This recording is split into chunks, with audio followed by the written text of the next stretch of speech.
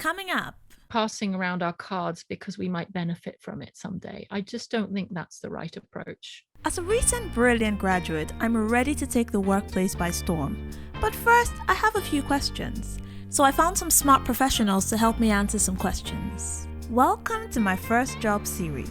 So I was having lattes with a friend, rising star at super important place, and she kept going on about building your network. And then I remembered you guys telling me about the importance of building a network and getting my name out there. So how do I make sure the right people know my name? Single best way to establish your network is just to prove you're credible by delivering high quality work, by behaving with integrity. I've already accepted, under duress, that I have to do good work. What I want to know is how to get an in with the right people. I mean, are professional events the way to go? Show up at a workshop armed with scented business cards and my dazzling personality?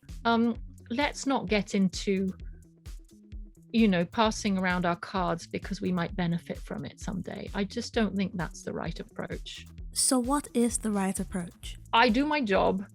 I meet people. There are some people who I'm on the same wavelength of and I think are really awesome and I want to spend more time with them or get to know them better. Okay, meet people on the job and build relationships. So I start networking with the big wigs at my organization and then spread out from there. When you enter into the workforce, I think your clique, that initial clique, right, group of friends that you enter with, all of you are green, fresh, young, you tend to build very close relationships with those people. And those relationships tend to blossom as you grow in the industry. Those initial relationships where all of you are green, all of you are new, you're raw, you're open, you really develop very tight relationships with those guys. And it continues throughout your career journey. Grow my network with newbies like myself? I mean, I know you guys said to make friends at work, but I didn't think newbies counted towards your network. I mean, I can work with that, but I would like to connect with people ahead of me. Not in a mercenary way. There's just so much to learn from them, isn't there? Be friends with the staff that others ignore. So the executive assistants, the kitchen staff, and so on. It might not feel strategic, but if you start building relationships everywhere, then it's more natural that you would also meet the senior people than if you're only somehow trying to meet the senior people. Oh yeah, and I hear executive assistants know everything and everyone. If I play nice, they might give me an in. If you're using them,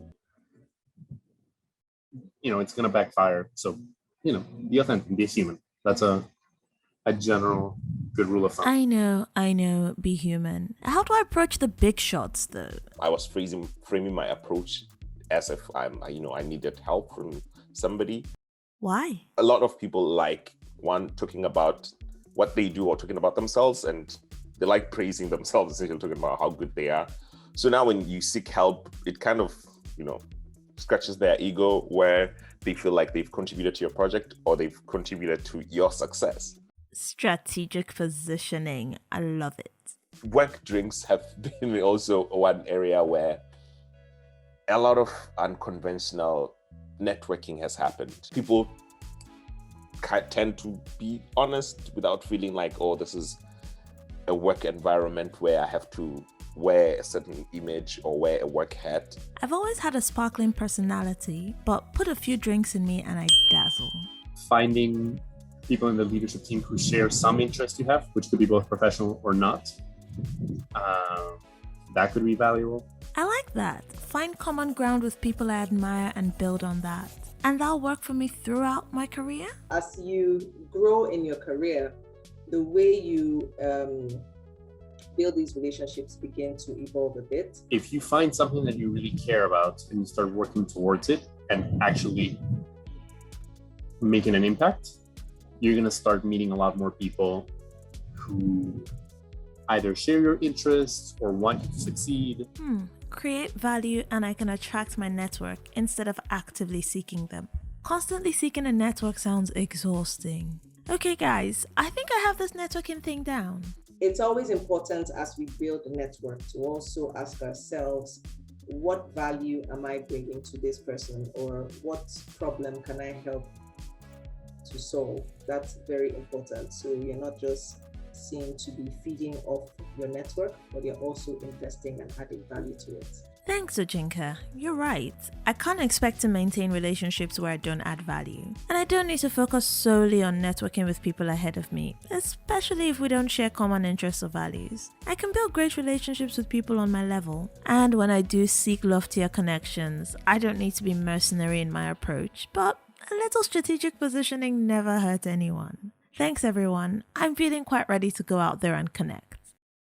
Thanks for listening. How do you network? Are you team organic or team strategic positioning? Tell me in the comments below and we might feature you in our next video, like these guys.